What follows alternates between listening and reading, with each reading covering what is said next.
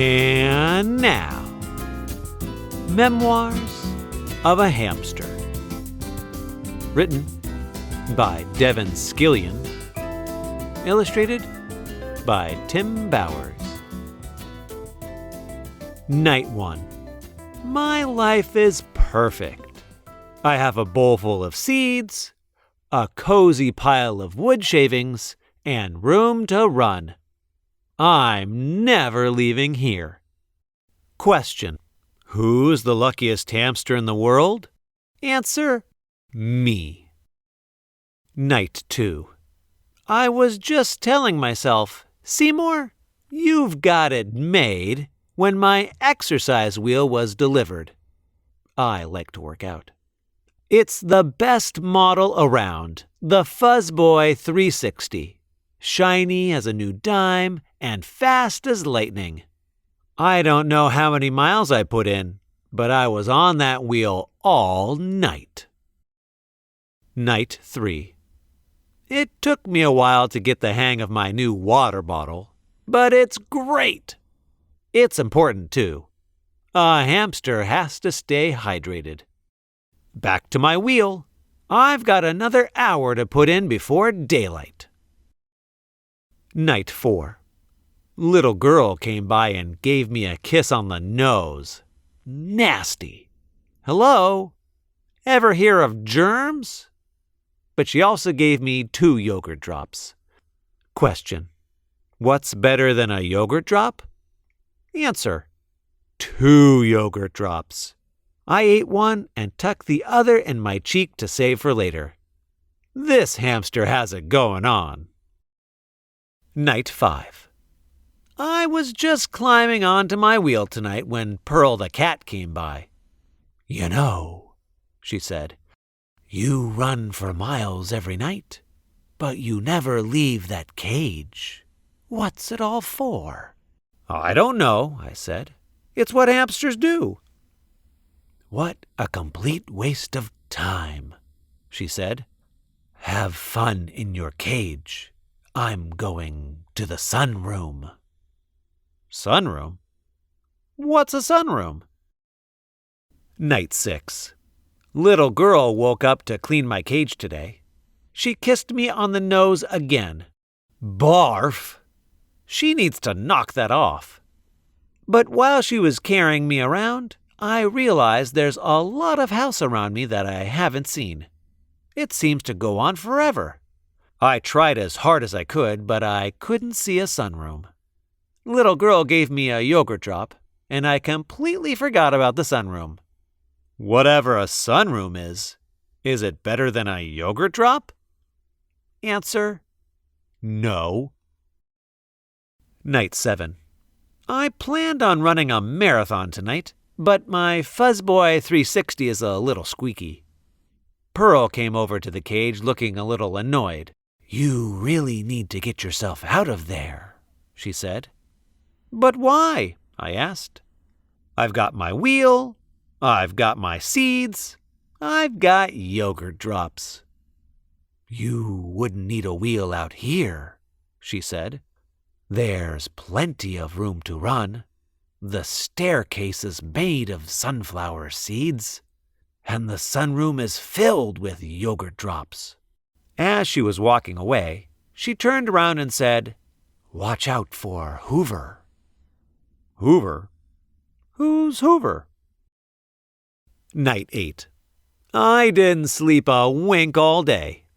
Little girl came by and kissed me on the nose. Yuck! And then I had a terrible workout. I just couldn't focus. How could I concentrate knowing what I know? Imagine! A whole staircase made of sunflower seeds? And the sunroom? Don't I deserve to be in the sunroom? Buck the dog came by to give my cage a sniff, and I said, Buck, do you like the sunroom? Big, goofy Buck said, I love the sunroom. It's so sunny. And he trotted away. Night 9. No workout tonight. I spent the whole evening putting together a plan. I went over every square inch of my cage, and I think I've got it figured out. Operation Tasty Treat is set for tomorrow night. Hello, staircase. Hello, sunroom. Night 10. Good old Seymour is one smart hamster. My escape went like clockwork. I moved the seed dish. Then I was able to muscle the fuzzboy to the front of the cage. I had a little trouble climbing the outside of the wheel. It kept spinning and I wasn't getting anywhere. But Sweet Pearl suggested I jam a sunflower seed at the side of the wheel, and it worked. After that, it was easy. I shimmied up the wheel and popped the lid right off. Question: who's going to eat every yogurt drop in the sunroom? Answer: me. Night 11.